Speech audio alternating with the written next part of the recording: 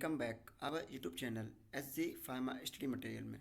तो फ्रेंड्स, आज हम बात करेंगे इसमें solubility of gas in gas and आगे देखेंगे solubility of liquid in liquid. तो गाइस, अगर आपने इस चैनल को सब्सक्राइब नहीं किया है, चैनल को सब्सक्राइब करें और बेल आइकन को दबाना ना भूलें। और हम इस वीडियो में इस चैनल में आपको वीडियो के साथ साथ नोट्स भी प्रोवाइड करेंगे, जो कि नीचे टेलीग्राम चैनल के माध्यम से आपको डिस्क्रिप्शन बॉक्स में मिल जाएंगे। तो गाइस, चलिए हम स्टार्ट करते हैं टॉपिक को, जो कि है solubility of gas in liquid. Means इसका मतलब क्या है, किसी लिक्विड में गैस का सॉल्युबल होना। हम उसी के बारे में इसमें पढ़ेंगे, जो कि लिक्विड एक सॉल्वेंट की तरह रोल प्ले करेगा एंड गैस एक सल्यूट की तरह। ओके, तो आइए हम देखते हैं टॉपिक को। Homogeneous gas liquid solution are made when gas get dissolved was or solubilized in liquid। हमने बताया ना कि लिक्विड कैसा प्ले रोल करेगा, एज ए सॉल्वेंट की तरह, एंड यहाँ पे गैस एक सल्यूट की तरह रोल प्ले करेगा। तो मीन्स जब किसी लिक्विड में हम किसी गैस को डिजॉल्व करते हैं और एक होमोजेनियस सोल्यूशन बनता है, तो वही होता है किसका सोल्यूशन बनता है, तो वो गैस एंड इन लिक्विड का। Okay, and pharmaceutical solution of gas are dissolved and maintained in solution form under positive pressure. और जब हम किसी गैस लिक्विड का सोल्यूशन बनाते हैं, फार्मास्यूटिकल सोल्यूशन, तो उसमें मेनली सबसे ज़्यादा इफेक्टिव क्या होता है, पॉजिटिव प्रेशर उसमें होना चाहिए। उसमें जितना ज़्यादा पॉजिटिव प्रेशर रहेगा उतना जल्दी वो डिजॉल्व भी होगा और उतना बढ़िया वो सोल्यूशन बनेगा। ओके, अब हम बात करेंगे, हम एक एग्जाम्पल आपको हम दिखा देते हैं। एग्जाम्पल जैसे है aerosol product which contain either nitrogen और carbon dioxide as a propellant. आप इस पे देखे होंगे। तो इस पे में क्या होता है कि जैसे इस पे वो भी एक एरोजॉल का एग्जांपल है, तो इसमें क्या होता है कि नाइट्रोजन या carbon dioxide as a propellant के रूप में यूज किया जाता है। और प्रोपेलेंट क्या होता है कि जब किसी सब्सटेंस किसी सब्सटेंस में डाला जाता है और वो सब्सटेंस उस दूसरे सब्सटेंस के मूवमेंट को बढ़ा देता है। मीन्स अगर हम किसी कंटेनर में किसी लिक्विड में अगर हम नाइट्रोजन को या कार्बन डाइऑक्साइड को डालें, तो वो क्या करता है कि उस लिक्विड के पार्टिकल मूवमेंट को बढ़ा देता है। उसी को हम क्या कहते हैं, प्रोपेलेंट कहते हैं। जैसे नाइट्रोजन है, कार्बन डाइऑक्साइड, इसको किसमें उपयोग किया जाता है, एरोजॉल प्रोडक्ट में इसका उपयोग किया जाता है। तो ये भी क्या है, gas in liquid solution. Okay, अब हम देखते हैं फैक्टर अफेक्टिंग। हम देखते हैं क्या, factor affecting solubility of in gas in liquid. हम फैक्टर की बात करते हैं, कैसे कौन कौन से फैक्टर हैं जो कि गैस इन लिक्विड की सॉल्बिलिटी पे अफेक्ट करते हैं। तो फर्स्ट फैक्टर है आपका प्रेशर, एंड सेकेंड है टेम्परेचर, थर्ड है साल्टिंग आउट या electrolytes and non electrolytes, and fourth है केमिकल। तो हम फर्स्ट की बात करते हैं। फर्स्ट है आपका प्रेशर। तो हमने पहले ही बताया था कि पॉजिटिव प्रेशर का होना बहुत ही आवश्यक है किसके लिए, गैस इन लिक्विड के सॉल्बिलिटी के लिए पॉजिटिव प्रेशर का होना बहुत ही आवश्यक है। तो यहाँ पे प्रेशर बहुत ही इंपॉर्टेंट रोल प्ले करता है गैस इन लिक्विड में। तो हम प्रेशर देखते हैं। The effect of pressure on the solubility of gas, the effect of pressure on the solubility of the gas is given by Henry law. Means Henry ने एक law दिया था, इसमें क्या होता है कि जो हम प्रेशर को देखते हैं सॉल्बिलिटी के रिस्पेक्ट में। ठीक, तो आइए हम देखते हैं हेनरी लॉ। तो हेनरी लॉ है क्या, Henry law state that the mass of gas which dissolve in given volume of liquid at a constant temperature। यहाँ पे ध्यान दीजिएगा, यहाँ पे दिखा है constant temperature is directly proportional to the partial pressure of the gas। Means कर रहा है कि the given volume of liquid, mass of the gas which dissolve in a given volume of liquid, means कोई volume, किसी given volume में liquid में जितना मास gas का डिजॉल्व किया जाता है वो किसके डायरेक्टली प्रोपोर्शनल होता है, पार्शियल प्रेशर के। और कब, एट कांस्टेंट टेम्परेचर पे। मीन्स एट कांस्टेंट टेम्परेचर पे जब कोई गैस का मास वॉल्यूम लिक्विड में डिजॉल्व किया जाता है तो वो डायरेक्टली प्रोपोर्शनल होता है पार्शियल प्रेशर के। तो ये है Henry law. Means according to Henry law, C directly proportional to P. यहाँ पे सी क्या है, सी आपका है concentration of dissolve gas in gram per litre. यही हमने बताया कि किसी वॉल्यूम लिक्विड में जितना ग्राम गैस गैस डिजॉल्व किया जाता है। और किस में वो डायरेक्टली प्रोपोर्शनल होता है, किसके, पार्शियल प्रेशर के, क्योंकि पार्शियल प्रेशर किस में होता है, mm/Hg में होता है। ठीक, तो ये क्या है, तो C प्रोपोर्शनल टू P। फिर यहाँ पे प्रोपोर्शनल कांस्टेंट आता है जो कि इसका दूसरा नाम भी हम कह सकते हैं या हेनरीज कांस्टेंट कर सकते हैं। तो ये प्रोपोर्शनल कांस्टेंट है, तो फार्मूला क्या बन गया, C=σP। यहाँ पे सिग्मा भी आप बोल सकते हैं इसको। ओके, फिर देखते हैं the solubility of gas generally increase with increase in pressure and और release of the pressure, the solubility decrease and gases escape. Miss का रहा है कि किसी अगर गैस की सॉल्बिलिटी को इंक्रीज करने के लिए हमको उसके प्रेशर को इंक्रीज करना पड़ेगा, क्योंकि जब प्रेशर किसी गैस पे प्रेशर हम डालते हैं तो उनके पार्टिकल आते हैं पास पास और लिक्विड में, तो तुरंत लिक्विड के पार्टिकल और गैस के पार्टिकल क्लोज हो जाएंगे और सॉल्बिलाइज हो जाएंगे। तो प्रेशर देने पे सॉल्बिलिटी इंक्रीज होती है। लेकिन अगर हम प्रेशर को हटा देते हैं तो गैस यहाँ पे क्या हो जाता है, ये गैस जो है ये स्किप हो जाता है। इसके मतलब तुरंत भाप वेपराइज हो जाएगा, तुरंत भाप बन के उड़ जाएगा। तो इसलिए हमने कहा कि प्रेशर देने पे सॉल्बिलिटी क्या होती है, इंक्रीज होती है गैस की, किसमें, लिक्विड में। ओके, अब हम सेकेंड इफेक्ट की बात करते हैं, टेम्परेचर। तो टेम्परेचर क्या है, the solubility of most gases decrease with a rise in temperature because of the greater tendency of the gases to expand in comparison to the solvent. Means ये क्या कर रहा है गाइस, कि अगर हम टेम्परेचर को बढ़ाएं तो ये सॉल्बिलिटी जो गैस की है लिक्विड में मिलने का जो सॉल्बिलिटी रेट है वो घट जाता है। क्यों, क्योंकि आप जानते हैं कि जितना ज़्यादा टेम्परेचर देंगे उतना ज़्यादा इवेपोराइज होगा। अब वो गैस है तो और जल्दी इवेपोराइज हो जाएगा। जब वेपोराइज हो जाएगा तो सॉल्बिलिटी करेगी, नहीं करेगी। तो टेम्परेचर जितना ज़्यादा हम बढ़ाएंगे तो गैस की सॉल्बिलिटी उतनी ज़्यादा कम होगी। Means solubility of gas in liquid is inversely proportional to temperature. यह क्या होता है, इनवर्सली प्रोपोर्शनल होता है टेम्परेचर के। ओके, डायरेक्टली प्रोपोर्शनल नहीं होता। Effect of electrolyte and non electrolyte. Effect of electrolyte and non electrolyte, जिस इसका दूसरा एग्जाम नाम हमने क्या लिखा था, साल्टिंग आउट। तो हम इसकी बात करते हैं कि ये है solubility of gas. Solubility of gas in a solvent is generally reduce by the adding of electrolyte such as NaCl और non electrolyte such as sugar. This is refer to a salting out. Miss कर रहा है कि जब कोई gas, solubility of gas in a solvent बोलें या liquid बोलें, क्योंकि हमने बताया लिक्विड यहाँ पे सॉल्वेंट रोल कर रहा है। तो solubility of gas in solvent is generally reduce by the addition of electrolyte such as NaCl और non electrolyte such as sugar.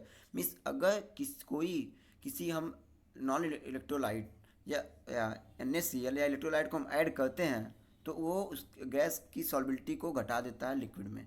Liquid में जो गैस की सॉल्बिलिटी है उसको क्या करता है, डिक्रीज कर देता है। मीन्स ये भी क्या होता है, इनवर्सली प्रोपोर्शनल होता है। ओके, अब नेक्स्ट हम देखते हैं, नेक्स्ट है आपका इफेक्ट ऑफ केमिकल रिएक्शन। क्या है, केमिकल रिएक्शन का क्या इफेक्ट होता है। तो गाइस क्या होता है कि जब हम chemical reaction if any between of a gas and solvent greatly increase the solubility of gas in solvent. Means chemical reaction जितना ज़्यादा रहेगा, केमिकल रिएक्शन का जो रेट है कि जितना ज़्यादा रहेगा उतनी ज़्यादा सॉल्बिलिटी ज़्यादा रहेगी किसकी, गैस इन लिक्विड की। ओके, जैसे एग्जांपल की हम बात करें तो hydrogen chloride gas react with the water bye hydrogen bonding. when it dissolve in water these increase the solubility of hydrogen chloride in gas in water। Means का जब hydrogen chloride को हम वाटर में डिजॉल्व करते हैं तो इसकी जो रिएक्शन रेट है वो बढ़ जाता है हाइड्रोजन बॉन्डिंग के कारण। और जब रिएक्शन रेट बढ़ जाएगा तो क्या होगा, सॉल्बिलिटी रेट इंक्रीज हो जाएगी। तो ये क्या होता है, ये डायरेक्टली प्रोपोर्शनल होता है केमिकल रिएक्शन किसके, सॉल्बिलिटी ऑफ गैस इन लिक्विड के। ओके गाइस, अगर अभी तक यहाँ पे भी आपको अगर कोई प्रॉब्लम हो तो आप कमेंट बॉक्स में जरूर कमेंट कीजिएगा, हम आपको उसका सलूशन देंगे। ओके, एंड ये सब आपके 5 नंबर में या 10 नंबर में पूछे जा सकते हैं इफेक्ट इसके। एंड जैसे हमने हेनी लॉ की बात की तो हेनी लॉ आपका 2 नंबर में पूछा जा सकता है, या हेनी लॉ के फार्मूले भी आपके 2 नंबर में पूछे जा सकते हैं। तो ये भी इंपॉर्टेंट है हेनी लॉ। ठीक, अब हम बात करते हैं solubility of liquid in liquid. अभी तक हमने क्या पढ़ा था, solubility of gas in liquid. Means वहाँ पे जो गैस था वो सॉल्यूट था और जो लिक्विड थी वो सॉल्वेंट थी। लेकिन यहाँ पे सॉल्यूट एंड सॉल्वेंट दोनों क्या है, लिक्विड है। ओके, तो आइए हम देखते हैं अब solubility of liquid in liquid. तो preparation of pharmaceutical solution involve mixing of two or more liquid. Means जब हम किसी फार्मास्यूटिकल सोल्यूशन को बनाते हैं तो उसमें हम दो या दो से अधिक लिक्विड को भी मिक्स करते हैं। जैसे एग्जाम्पल नीचे हम बात की, alcohol and water to form hydro alcoholic solution. Means hydro alcoholic solution में हम क्या करते हैं, एल्कोहल एंड वाटर को मिक्स करते हैं। तो एल्कोहल भी क्या है, लिक्विड है, एंड वाटर भी क्या है, लिक्विड है। तो यहाँ पे दो लिक्विड मिक्स किया गया है जो कि क्या बनाया, hydro alcoholic solution. And second है वोलाटाइल आयल और एल्कोहल टू फॉर्म स्पिरिट या एलिक्जर्स। जो स्पिरिट और एलिक्जर्स जो बनते हैं, आपने फर्स्ट पढ़ा होगा एलिक्जर्स एंड स्पिरिट के बारे में। तो वो भी किसके मिक्सचर होते हैं, लिक्विड इन लिक्विड के, जिसमें वोलाटाइल भी क्या होता है, लिक्विड होता है, एंड एल्कोहल भी क्या होता है, लिक्विड फॉर्म में होता है। Okay, and the liquid system में be divided into following three category. और ये जो लिक्विड सिस्टम होता है ये फॉलोइंग थ्री कैटेगरी में डिवाइडेड होता है। फॉलोइंग थ्री कैटेगरी में डिवाइडेड होता है। मिसिबल, सेकेंड है पार्शियली मिसिबल, एंड थर्ड है practically miscible immiscible. Sorry, first है कंप्लीटली मिसिबल, सेकेंड है पार्शियली मिसिबल, एंड थर्ड है प्रैक्टिकली इमिसिबल। अब आइए हम देखते हैं तीनों होते क्या हैं, इनके एग्जाम्पल क्या क्या हैं। ओके फ्रेंड्स, तो हम फर्स्ट बात करते हैं practically immiscible, sorry completely miscible. तो कंप्लीटली नाम से पता चला, means complete, and miscible means जो मिक्स हो जाए। यहाँ पे दो वर्ड आपको मिले हैं, एक मिसिबल एक इमिसिबल। ये मिसिबल है और ये इमिसिबल है।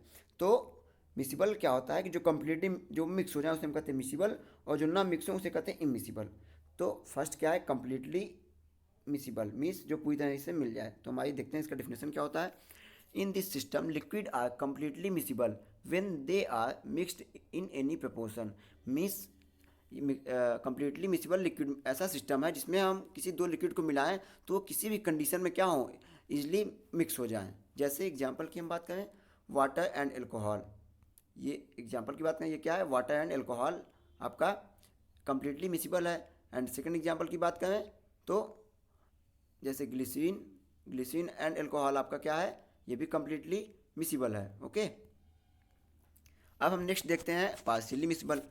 यहाँ भी नाम से पता चल रहा है, पार्शियली मीन्स आंशिक या किसी पार्शियल या मतलब थोड़ा बहुत मिक्स हो, कम्प्लीटली ना मिक्स हो, मीन्स उसका कोई एक लिमिट हो मिलने का। तो the liquid are miscible each other but to a limited extent. वही आ गया वर्ड ना, लिमिटेड मीन्स कुछ ही लिमिटेड तक ये मिक्स होते हैं। जैसे एग्जाम्पल की बात करें तो फिनॉल एंड वाटर को अगर हम मिक्स करेंगे तो भी एक लिमिट तक मिक्स होंगे। And next example ether and water. तो ये क्या है, पार्शली मिसिबल के एग्जाम्पल हैं। फ्रेंड्स आपको दो नंबर में पूछ सकता है ये, तो आप ये दो नंबर के लिए आप इसको डिफिनेशन को याद कर लीजिएगा अच्छे से। एंड इसके नोट्स को हम नीचे डिस्क्रिप्शन बॉक्स में टेलीग्राम चैनल के माध्यम से दे दिए हैं, आप वहाँ से देख सकते हैं। तो हम थर्ड की बात करते हैं। थर्ड क्या है आपका, प्रैक्टिकली इमिसिबल।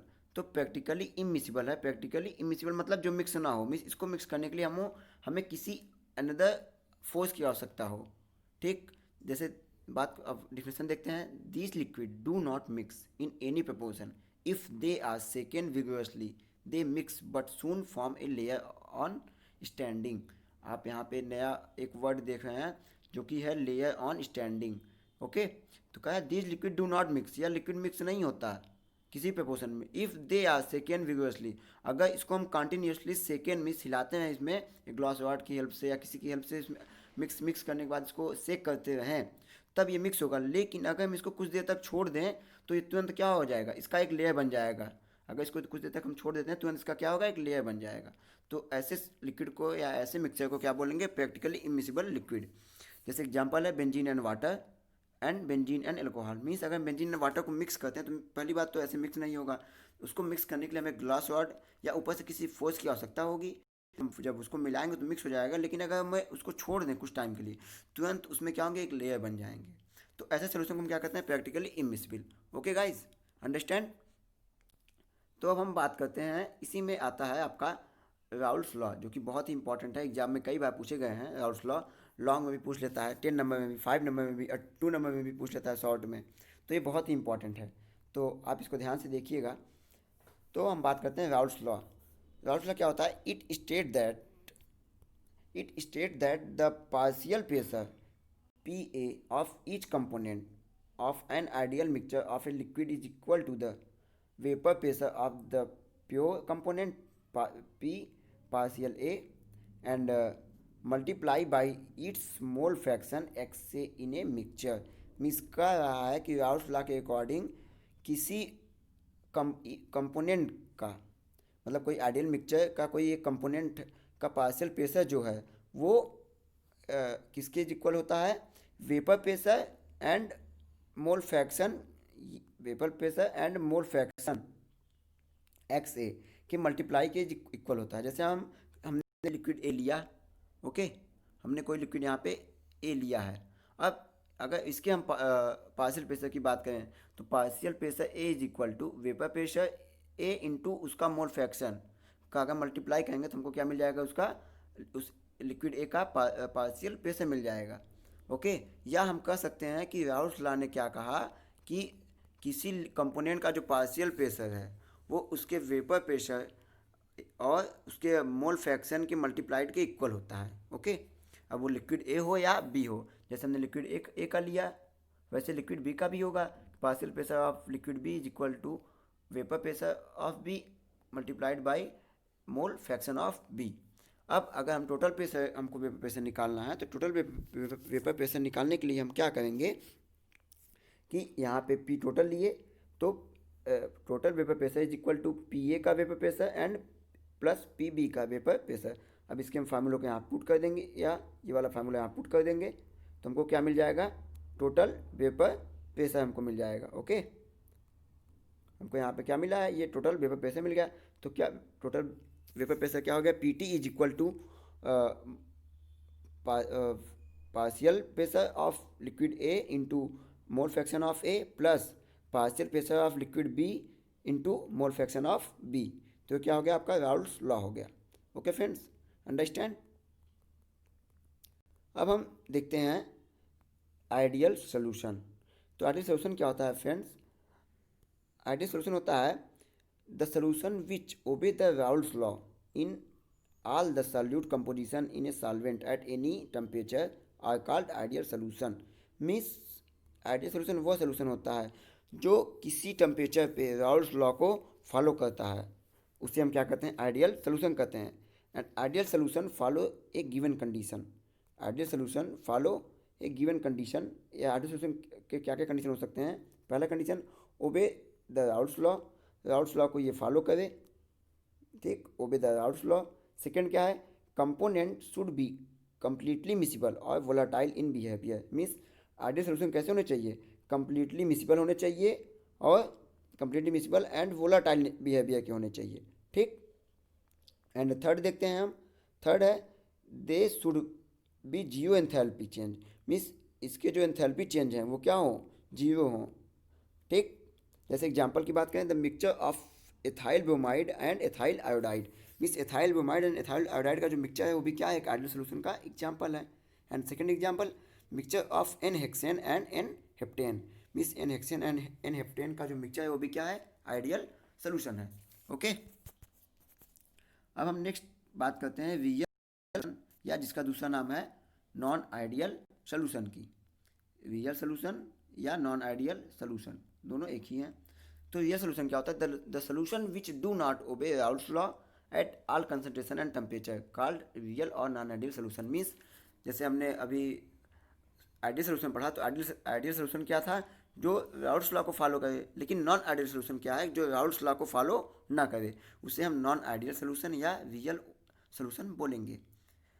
और in real solution the intermolecular attraction between the molecule should be not uniform. Means real solution में क्या होता है कि जो उसमें सोल्यूशन होता है उनके जो इंटरमॉलिक्यूलर अट्रैक्शन होते हैं, जो इंटरमॉलिक्यूलर अट्रैक्शन होते हैं उनके बीच जो फोर्स लगता है या अट्रैक्शन होता है वो यूनिफॉर्म नहीं होता। And enthalpy change of the solution में बी वेरी। जैसे हमने आइडियल सोल्यूशन में क्या पढ़ा था, एंथैल्पी चेंज कितना था, जीरो था, लेकिन इसमें क्या है, वेरी मीन्स बदलता रहता है एंथैल्पी, किसमें, रियल सोल्यूशन में। जैसे एग्जांपल क्या है, mixture of CCl4 means carbon tetrachloride and acetone. Means acetone and CCl4 का जो मिक्सचर है वो क्या है, एक रियल सोल्यूशन का एग्जांपल है। एंड सेकंड एग्जांपल है mixture of benzene and ethanol.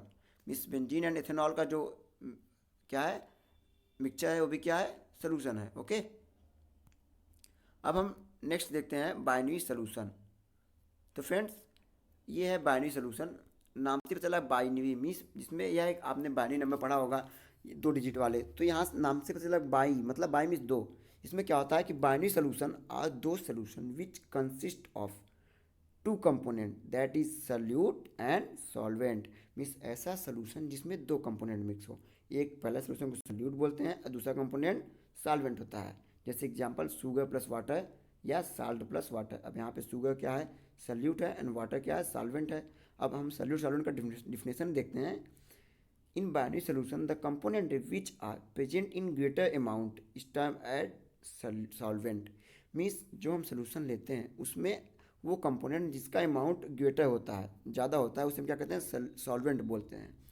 And which the component in lesser amount is term solute. और जो कम अमाउंट में आता है उसे हम क्या कहते हैं सल्यूट बोलते हैं। जैसे एग्जांपल हमने देखा शुगर एंड वाटर का। ये शुगर एंड वाटर में शुगर क्या है कम अमाउंट में है तो ये सल्यूट है एंड वाटर क्या है सॉल्वेंट है।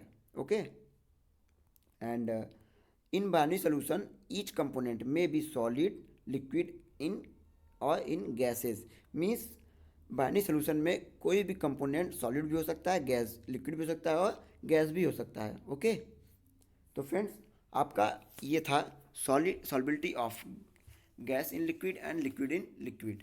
तो फ्रेंड्स अगर आपको इसमें कोई भी टॉपिक समझ में ना आया हो तो आप हमें कमेंट जरूर करिएगा, और ऐसे ही और टॉपिक को पाने के लिए आप हमको आप इस चैनल को सब्सक्राइब कीजिए एंड बेल आइकन को दबाना ना भूलिए। Thank you and take care.